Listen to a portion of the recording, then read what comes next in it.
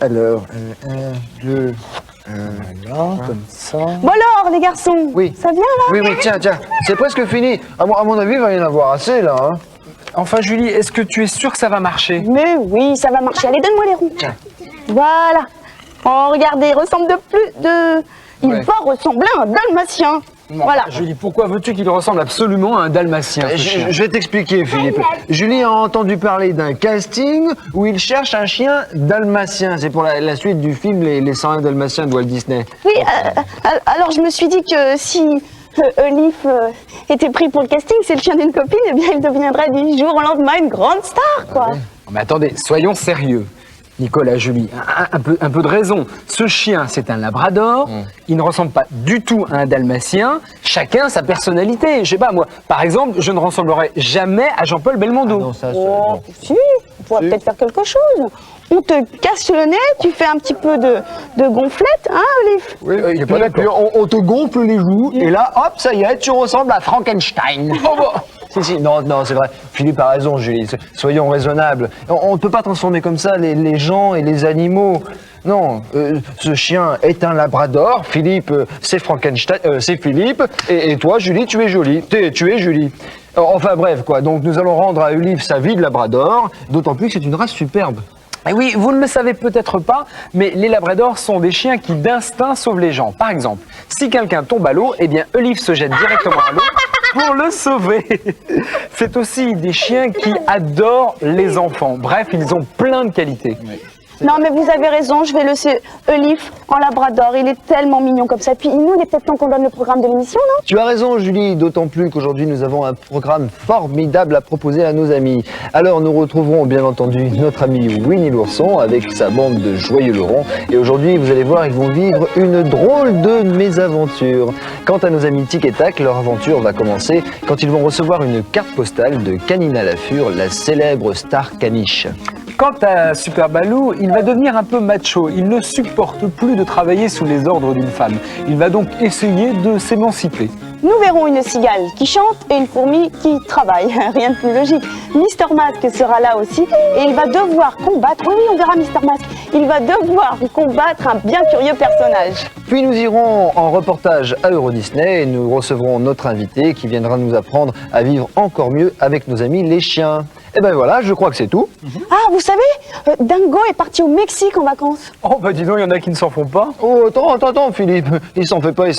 Le pauvre dingo, si tu savais ce qui lui arrive. Bah oui, il est pris pour un célèbre matador et propulsé au beau milieu de l'arène. Ah oui, alors là, c'est beaucoup moins agréable. Je ne te le fais pas dire. Voici tout de suite Dingo Matador.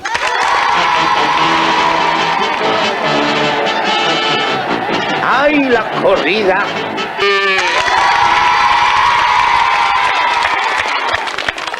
Dans quelques instants, nous aurons le plaisir de voir une nouvelle aventure de Winnie l'ourson. Alors surtout, restez bien avec nous. Vous aussi d'ailleurs, c'est dans la suite du Disney Club.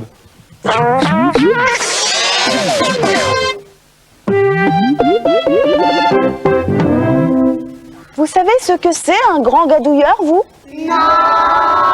Bah, moi non plus, mais on va peut-être le savoir dans ce nouvel épisode de Winnie l'ourson. Figurez-vous qu'un grand gadouilleur rôde dans le jardin du voisin de Winnie. Enfin, voici Winnie l'ourson.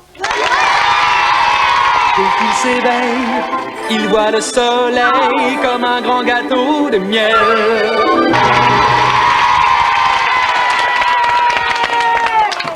Bien trop petit ce chapeau là. Oh, un blouson, il boule. Mais trop petit aussi ce blouson. Non, mais attends, c'est normal, Nicolas. C'est pas pour toi, ça. Comment ça, c'est pas pour moi? Bah non, le chapeau et puis le blouson, c'est le premier indice du concours. Ah bon? Ah bon? C'est moi. Je trouvais ça très mignon, moi.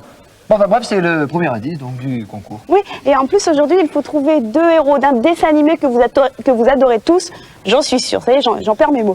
Alors, si vous avez déjà une petite idée, surtout, n'hésitez pas à nous écrire. Le Disney Club, CEDEX 4150, 99 415, Paris, concours. Ah tiens, Julie, tu veux pas l'essayer, toi? Ah non, je pense que ce sera trop petit pour moi aussi. Hein. Ah bon? Bon, enfin, quoi qu'il en soit... Oui, peut-être Bah que oui, pour vous, peut-être ce que vous, sera ça la sera bonne taille. On essaiera après, car dans quelques instants, nous partons ensemble à Avoriaz. Alors surtout, vous restez avec nous. C'est dans la suite du Disney Club.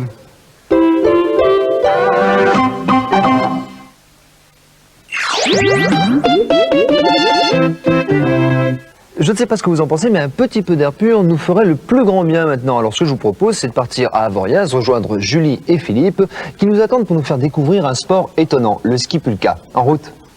Je suis sûre que vous connaissez tous les traîneaux, ces espèces de grosses luges tirées par des chiens. Eh bien aujourd'hui, nous allons vous parler d'un sport qui associe lui aussi l'homme et le chien. Ça s'appelle le ski pulka et nous sommes avec Ingrid et Serge qui vont nous parler de cette discipline. Bonjour. Alors avant tout, bonjour. que signifie le mot pulka? Pulka, c'est un petit traîneau en scandinave. Et ça a quelle origine? La pulka, c'est arrivé il y a une douzaine d'années en France, en tout cas. Ça existe depuis des siècles en Scandinavie. C'était utilisé tiré par des rennes essentiellement, puis après par la suite avec des chiens. Et ça leur servait à emmener leurs enfants à l'école, à aller faire des courses au village. En tout cas, ça avait un rôle utilitaire. Donc alors, il y a le chien, le pulka et toi sur le pulka. Non, sur les skis. Ah, tu travailles aussi alors? Oui, moi aussi, pas semblant. Le chien fait du sport et le maître aussi. D'accord. Quelles sont les différentes races de chiens qu'on peut utiliser pour le ski pulka? Toutes les races de chiens de type moyen, c'est-à-dire des chiens qui ont entre 55 et 65 cm au garrot. Donc des chiens assez typés. Je pourrais en citer des tas. Dans ces gabarits-là, il y en a des tas. De toute façon, à partir du moment où les vétérinaires les reconnaissent aptes à la pratique du sport, parce qu'il faut aussi qu'ils passent par là, ils peuvent faire du sport de pulka. Est-ce qu'il faut que ce soit des chiens qui résistent au climat montagnard? Pas spécialement, parce que le sport de pulka nécessite un chien au travail, au galop, donc il faut surtout pas qu'il soit trop couvert. C'est comme un skieur de fond, il skie à -20 avec une petite combinaison en lycra, pas avec un manteau en fourrure. Donc le chien aussi a besoin de s'aérer, et le seul moyen pour un chien de se refroidir, c'est par la bouche et par les pattes. Donc plus il a de poils, plus il va garder cette chaleur, il va pas l'évacuer. Donc le chien a tout intérêt même à être à poil ras. Est-ce que ça nécessite un entraînement long pour les chiens? En tout cas, il est entraîné tous les jours de façon naturelle, en espace naturel, c'est-à-dire qu'il court tous les jours avec moi en liberté. Il m'accompagne en vélo. L'été, je me baignais avec lui dans les lacs. On nage tous les deux côte à côte. Il fait du sport toute l'année avec moi. Alors le maître s'entraîne en même temps que son chien? Tout le temps, oui. Est-ce que cette discipline sportive risque d'être un jour présentée aux Jeux Olympiques? Ah oui, je l'espère. En tout cas, l'année prochaine, à Lillehammer, elle sera présentée dans le cadre des Jeux. Et puis, de toute façon, le cheval est bien aux Jeux Olympiques d'été, alors pourquoi pas le meilleur ami de l'homme aux Jeux Olympiques d'hiver? Alors justement, en parlant du meilleur ami de l'homme, est-ce que tu t'entraînes toujours avec ton chien ou est-ce que tu as une